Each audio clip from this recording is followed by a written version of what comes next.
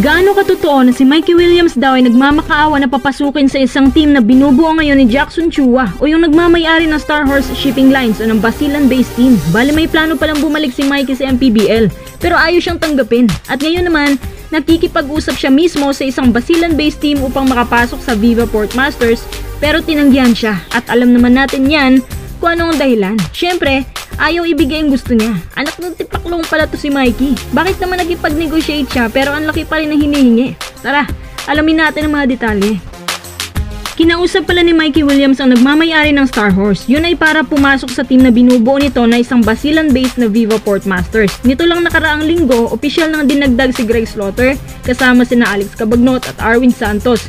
At dahil nga mga tipo ni Boss Chu ang mga professional PBA players, kaya naisip siguro ni Mikey pumasok dito. At balita ko, ang mga former PBA players na kinuha ng owner ay good for long term na may satisfying contract. Ibig sabihin, hindi yan maliit. Nito lang isang araw si Mikey raw mismo ang kumausap sa owner ng Star Horse. Habang Star Horse owner, nagtaka naman kung bakit gusto niyang bumalik sa MPBL, gayong may mother team naman siya sa PBA.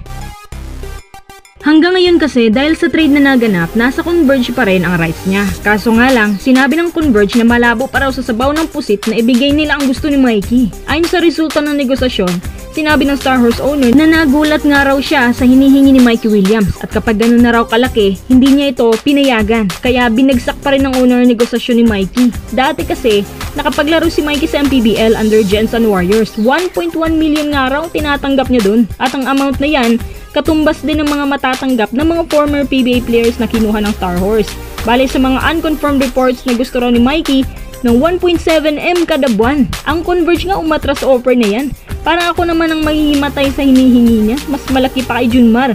At yan din mismo ang binibigay ng TNT sa kanya sa loob ng 24 months na pananatili niya sa kanila. Kaya kung napapansin niyo si Mikey, panay papansin dun sa laban ng TNT last conference nung naglaro si RCJ. Kasi parang gusto niya bumalik dahil na-realize niya na TNT lang palang kaya niyang mapapayag sa ganun kalaking offer. Pero ang TNT natuto sa pagkatuso niya.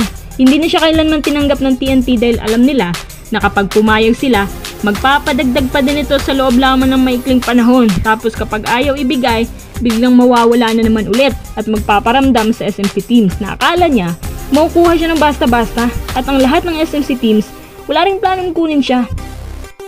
Kaya palang bansig sa kanya ngayon, nagmamakaawa daw sa MPBL. So parang wala na nga sigurong ibang mapapasukan si Mikey, kaya sumugal na lang sa MPBL. Pero ang pinagtataka ko, nakikipag-negotiate siya pero ganun pa rin kalaking hinihingi. Kung gusto niya ng kaagarang big offer, sana binabaan na lang niyang offer ng Converge na di hamak.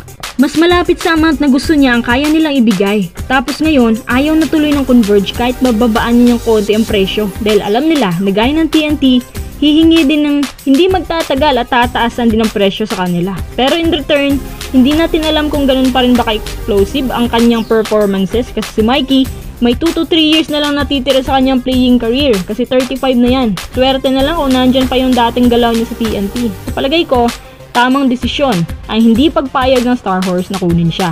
Pinoproblema ni Mikey yung rights niya nasa isang PBA team kaya hindi makaalis-alis or posible ding wala talagang offer sa kanya sa labas. Kung tutusin, dapat matagal na siyang naglalaro sa labas, marami ng opportunity.